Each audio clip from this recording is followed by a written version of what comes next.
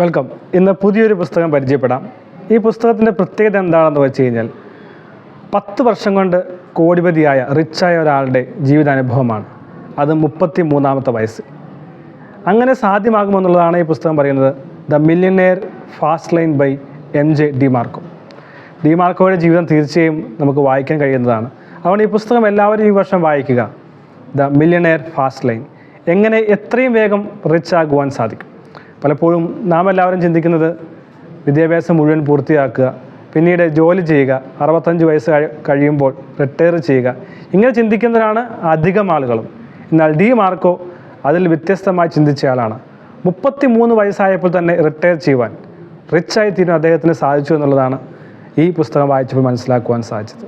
അതെങ്ങനെ സാധ്യമാകുമെന്നുള്ളതാണ് ഈ പുസ്തകത്തിലൂടെ നമുക്ക് മനസ്സിലാക്കുവാനായിട്ടും ലേൺ ചെയ്യുവാനും കഴിയുന്നത്. 3 തരത്തിലുള്ള ആളുകളെക്കുറിച്ച് പുസ്തകത്തിൽ പറയുന്നുണ്ട്.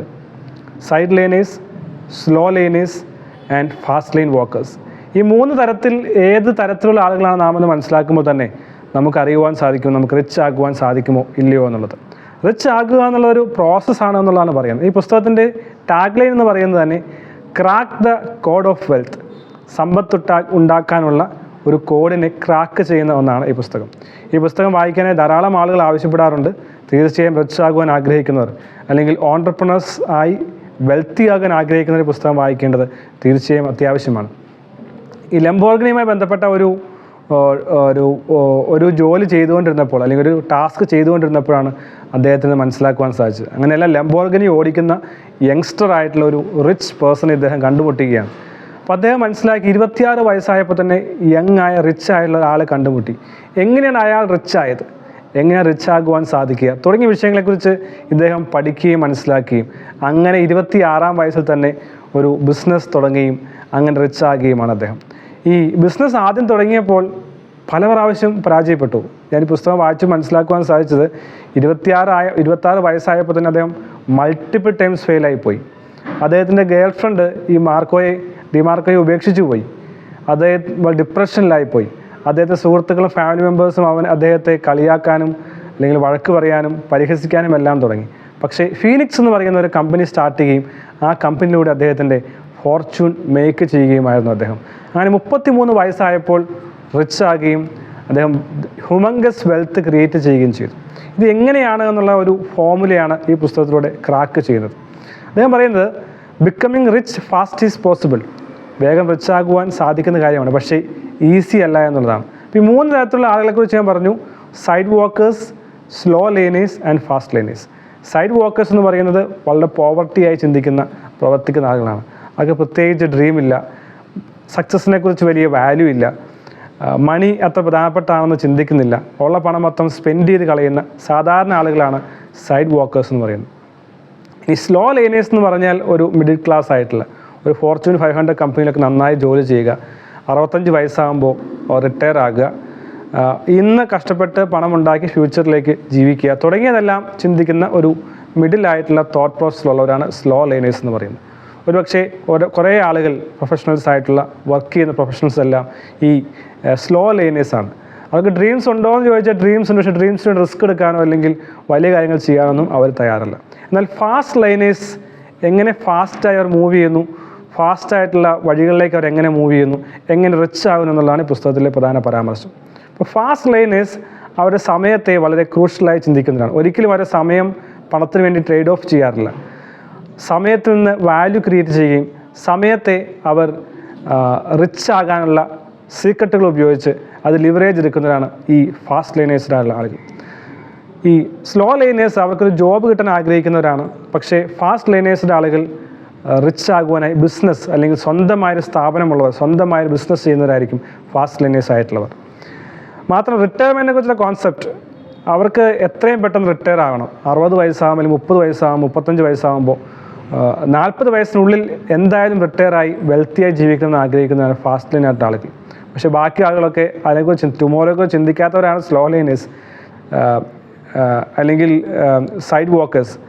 സ്ലോ ലൈനേഴ്സൊക്കെ ചിന്തിക്കും 65 വയസ്സ് റിട്ടയർ ആകാമെന്ന് ചിന്തിക്കും. ഫാസ്റ്റ് ലൈനേഴ്സ് എത്രയും പെട്ടെന്ന് റിട്ടയർ ആകണമെന്നുള്ളതാണ് ചിന്തിക്കുന്നത്. ഇനി പണത്തെക്കുറിച്ച് സങ്കല്പം എന്ന് പറയുന്നത് പണം സേവ് ചെയ്യുന്നവരാണ് കുറേ ആളുകൾ പണം കിട്ടുന്നതെല്ലാം ചിലവാക്കുന്നവരാണ്.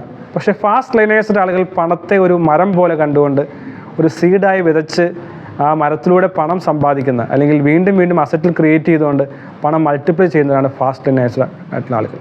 അവർക്ക് ശക്തമായ ഡ്രീംസ് ഉണ്ടാവും, വിജയിച്ചേ തീരൂ എന്നുള്ള ഒരാഗ്രഹം. സക്സസ് എന്ന് പറയുന്ന ഒബ്ലിഗേഷൻ ആണെന്നുള്ളതാണ് ഫാസ്റ്റ് ലേണേഴ്സ് ചിന്തിക്കുന്നത്. അപ്പോൾ ഈ ഒരു തോട്ട് പ്രോസസ്സ് വളരെ പ്രധാനപ്പെട്ടതാണെന്ന് ഈ പുസ്തകം പറയുന്നുണ്ട്.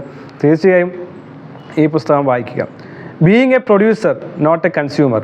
എനിക്ക് എങ്ങനെ ഒരു പ്രൊഡക്റ്റ് ഉണ്ടാക്കാം, ഒരു പ്രൊഡക്റ്റ് കൺസ്യൂം ചെയ്യുന്ന ആളായി മാറാതെ, ഉപയോഗിക്കുന്ന ആളായി മാറാതെ, ഉപഭോക്താവാകാതെ എങ്ങനെ എനിക്ക് ഉൽപ്പാദകനാകാൻ സാധിക്കും, പ്രൊഡ്യൂസ് ചെയ്യാൻ സാധിക്കും. അതാണ് സ്വന്തമായ സ്ഥാപനം വേണമെന്ന് ഈ പുസ്തകത്തിൽ MJ ഡിമാർക്കോ പറയുന്നത്. ഇനി വളരെ പ്രധാനപ്പെട്ട ഒരു കാര്യം ഇതിനകത്ത് ലോ ഓഫ് എഫെക്ഷൻ എന്ന് പറയുന്നൊരു സിദ്ധാന്തം പറയുന്നുണ്ട്. ഞാൻ ഇതിന് മുമ്പ് ചെയ്ത വീഡിയോയിലും പറഞ്ഞിരുന്നു ലോ ഓഫ് എഫെക്ഷൻ. അത് സ്കെയിൽ ആൻഡ് മാഗ്നിറ്റ്യൂഡ് എന്നുള്ളതാണ് പറയുന്നത്. നാം ചെയ്യുന്ന കാര്യത്തിൻ്റെ എത്രമാത്രം ഇമ്പാക്റ്റ് ഉണ്ടാക്കുവാൻ സാധിക്കുന്നു, എത്രയധികം ആളുകളിലേക്ക് എത്തുവാൻ സാധിക്കുന്നു. ഇങ്ങനെയുള്ള ബിസിനസ്സുകൾ, പ്രവർത്തനങ്ങൾ ചെയ്യുന്നവർക്കാണ് ഫാസ്റ്റ് ലേണേഴ്സായി മാറുവാൻ സാധിക്കുന്നത്. ഇപ്പോൾ മാഗ്നിറ്റ്യൂഡ് എന്ന് വെച്ചാൽ എത്രമാത്രം ആ പ്രൊഡക്റ്റിൻ്റെ സ്ട്രെങ്ത്ത് അല്ലെങ്കിൽ ശക്തിയുണ്ട്, അത് എത്രമാത്രം ആളുകൾക്ക് കൊടുക്കുവാൻ സാധിക്കും. സ്കെയിൽ എന്ന് പറയുമ്പോൾ എത്രമാത്രം ഇമ്പാക്റ്റ് ഉണ്ടാക്കുവാൻ സാധിക്കും, എത്രയധികം ആളുകളിലേക്ക് നമ്മുടെ പ്രൊഡക്റ്റ് കൊണ്ടുപോകാൻ സാധിക്കും. ഒരു ഹൈ മാർജിനൽ പ്രൊഡക്റ്റ് ആണെങ്കിൽ അത് ഏറ്റവും സാമ്പത്തിക ശേഷിയുള്ള ഹൈ പർച്ചേസിങ് പോലുള്ള ആളുകൾക്ക് കൊടുക്കുകയാണെങ്കിൽ, അതുപോലെ ധാരാളം ആളുകളെ കണ്ടെത്തുകയാണെങ്കിൽ, അങ്ങനെയാണ് സക്സസ് ആകുവാൻ, റിച്ച് ആകുവാൻ സാധിക്കുന്ന ചിന്തയാണ് ഈ പുസ്തകത്തിൽ മനസ്സിലാക്കുവാനായിട്ട് സാധിക്കുന്നത്.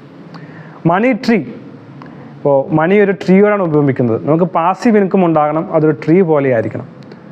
അതിലൂടെ പണം ഒരു മരം, പണം കായ്ക്കുന്ന മരം എന്ന് പറയുന്നത് പോലെ പണം നാം ഉറങ്ങുമ്പോൾ തന്നെ ഉണ്ടാകുന്ന ഒരു ആശയത്തെക്കുറിച്ചാണ് ഈ പുസ്തകത്തിൽ പറയുന്നത്. ഈ 5 fast lane commandments, fast lane ആകുവാനായി 5 കമാൻഡ്മെൻറ്റ്സ് പറയുന്നുണ്ട്. ഞാൻ പറഞ്ഞു സ്വന്തമായി സ്ഥാപനം തുടങ്ങണം, സ്വന്തമായി എൻറ്റിറ്റി വേണമെന്നുള്ളതാണ് പറയുന്നത്. അതിൽ 5 കമാൻഡ്. ഒന്ന് നീഡ്. നാം ക്രിയേറ്റ് ചെയ്യുന്ന, നാം കൊടുക്കുന്ന പ്രൊഡക്റ്റോ സർവീസോ അത് വാങ്ങുവാനായി ആളുകൾ ഹംഗ്രിയായി അല്ലെങ്കിൽ റഷ് ചെയ്യുന്ന, തിരക്ക് കൂട്ടുന്ന അവസ്ഥ ഉണ്ടാക്കുന്ന രീതിയിലുള്ള പ്രൊഡക്റ്റുകളും സർവീസുകളും ഉണ്ടാക്കുവാൻ നമുക്ക് സാധിക്കണം. രണ്ടാമത്തത് എൻട്രി ബാരിയർ. എൻ്റെ ബിസിനസ് നാളെ ഒരാൾ ഡ്യൂപ്ലിക്കേറ്റ് ചെയ്യാൻ പാടില്ല. എൻ്റെ ബിസിനസ് പെട്ടെന്ന് ഒരാൾ നശിപ്പിക്കാൻ കഴിയാവുന്നതാകരുത്. അവിടെ എൻട്രി ബാരിയർ ഹൈ ആയിട്ടുള്ള ബിസിനസ് തുടങ്ങുന്നതാണ് ഫാസ്റ്റ് ലേണേഴ്സായി മാറുന്നത്. മൂന്നാമത്തെ കൺട്രോൾ. എൻ്റെ ബിസിനസ്സിൽ മൊത്തം കൺട്രോൾ എനിക്കുണ്ടാകണം. ഇപ്പോൾ പല കമ്പനികളും പല പ്ലാറ്റ്ഫോമുകൾ, ഇപ്പോൾ ആമസോൺ, ഫ്ലിപ്കാർട്ട്, ഫേസ്ബുക്ക് അല്ലെങ്കിൽ ഇൻസ്റ്റാഗ്രാം തുടങ്ങിയതായിട്ടുള്ള പ്ലാറ്റ്ഫോമുകൾ ആശ്രയിച്ച് ബിസിനസ് ചെയ്യുന്നവരുണ്ട്. പക്ഷേ അത് ലോങ് ടൈം സസ്റ്റെയിൻ ചെയ്യാനുള്ള സാധ്യത കുറവാണ്. ഒരിക്കൽ ഫേസ്ബുക്കോ ഇൻസ്റ്റാഗ്രാമോ ലിങ്ക്ഡിനോ നമുക്ക് പെർമിഷൻ തരാതിരുന്നു കഴിഞ്ഞാൽ നമ്മുടെ ബിസിനസ് തകരുവാനുള്ള സാധ്യത കൂടുതലാണ്. അതുകൊണ്ട് ഫുൾ കൺട്രോൾ നമുക്ക് ഉണ്ടാകണമെന്നുള്ളത് തീർച്ചയായും ചിന്തിക്കേണ്ടത് ആവശ്യമാണ്. നാലാമത്തെ കാര്യമാണ് സ്കെയിൽ. ഞാൻ നേരത്തെ പറഞ്ഞു, എത്രമാത്രം ആളുകളിലേക്ക് ഇമ്പാക്റ്റ് ചെയ്യുവാൻ സാധിക്കും, എത്രമാത്രം പ്രോഫിറ്റ് മാർജിൻ ഉണ്ടാക്കുവാൻ സാധിക്കും, മാഗ്നിറ്റ്യൂഡ് ഉണ്ടാക്കുവാൻ സാധിക്കും എന്നുള്ള കാര്യം ചിന്തിക്കേണ്ട ആവശ്യമാണ്. അഞ്ചാമത്തെ കാര്യമാണ് ടൈം. ഒരു ബിസിനസ് സ്ഥാപനത്തിൽ നിങ്ങൾ ഓണറാണെങ്കിൽ നിങ്ങളവിടെ ഇല്ല എങ്കിൽ എന്താണ് സംഭവിക്കുന്നത്? നിങ്ങളില്ലെങ്കിലും ഒരു സ്മൂത്തായി നടക്കുന്ന പ്രോസസ് സിസ്റ്റം ഉണ്ടോ എന്ന് ചിന്തിക്കേണ്ടത് ആവശ്യമാണ്. ഈ 5 കാര്യങ്ങൾ ഒരു ഫാസ്റ്റ് ലേണർ ആകാനുള്ള ആളുകളുടെ എൻറ്റിറ്റിയിൽ ഒരു കമാൻഡ്മെൻറ്റായി ഫോളോ ചെയ്യേണ്ടത് ആവശ്യമാണ്. ഇത് പ്രധാനപ്പെട്ട കാര്യം. ഈ പുസ്തകത്തിൻ്റെ ആകത്തുക എന്ന് പറയുന്നത് വെൽത്തി എന്ന് പറഞ്ഞാൽ 3F ആണെന്നാണ് ഡിമാർക്കോ പറയുന്നത്. ഒന്നാമത്തത് ഫാമിലി, 2 ഫിറ്റ്നസ്, 3 ഫ്രീഡം. ഫാമിലിയുമായി എത്രമാത്രം സന്തോഷമായി സമയം ചെലവഴിക്കുവാൻ, സന്തോഷമായി ജീവിക്കുവാനും സാധിക്കും. ഫിറ്റ്നസ്, നമ്മുടെ ആരോഗ്യം എത്രമാത്രം നന്നായിട്ടുണ്ട്. ഫ്രീഡം, നമ്മുടെ സാമ്പത്തിക ഫ്രീഡം, സമയത്തിൻ്റെ ഫ്രീഡം എങ്ങനെയാണ് ഉണ്ടാകുന്നത്. ഈ 3 ഫിറ്റ്നസ്സുകളും തീർച്ചയായും നാം ചിന്തിക്കേണ്ടത് ആവശ്യമാണ്. ഒരു കാര്യം കൂടി പറഞ്ഞുകൊണ്ട് ഞാൻ ഈ വീഡിയോ അവസാനിപ്പിക്കാൻ ആഗ്രഹിക്കുകയാണ്. ബിസിനസ് എന്ന് പറയുന്നത്, അതല്ലെങ്കിൽ നമ്മുടെ ഫാസ്റ്റ് ലേണർ ആകുവാൻ ആഗ്രഹിക്കുന്ന ആളാണെങ്കിൽ ഒരു ചെസ് ബോർഡുമായി നമ്മുടെ ബിസിനസ് സങ്കല്പിക്കുക. ചെസ് ബോർഡ് ആണെങ്കിൽ എക്സിക്യൂഷൻ എന്ന് പറയുന്നതാണ് നമ്മുടെ കിങ് എന്ന് പറയുന്നത്. കിങ് എക്സിക്യൂഷൻ ആയിരിക്കും എപ്പോഴും. എത്ര പെർഫെക്റ്റായി നമ്മുടെ ബിസിനസ് എക്സിക്യൂട്ട് ചെയ്യാൻ സാധിക്കും. ക്യൂൻ എന്ന് പറയുന്നത് മാർക്കറ്റിംഗ് ആണ്. ഓരോ റാങ്കിങ് ഓർഡറിൽ തന്നെ കാണുക, മാർക്കറ്റിംഗ് എത്രമാത്രം എഫക്റ്റീവായി ചെയ്യാൻ സാധിക്കും. ബിഷപ്പ് എന്ന് പറയുന്നത് കസ്റ്റമർ സർവീസാണ്. നൈറ്റ് എന്ന് പറയുന്നത് പ്രൊഡക്റ്റാണ്. ബുക്ക് എന്ന് പറയുന്നത്, റുക്ക് എന്ന് പറയുന്നത് പീപ്പിളാണ്. ഫോൺ എന്ന് പറയുന്നത് ഐഡിയാസാണ്. അപ്പോൾ ഈ എക്സിക്യൂഷൻ ആദ്യം, marketing next, customer service, product, people, ideas.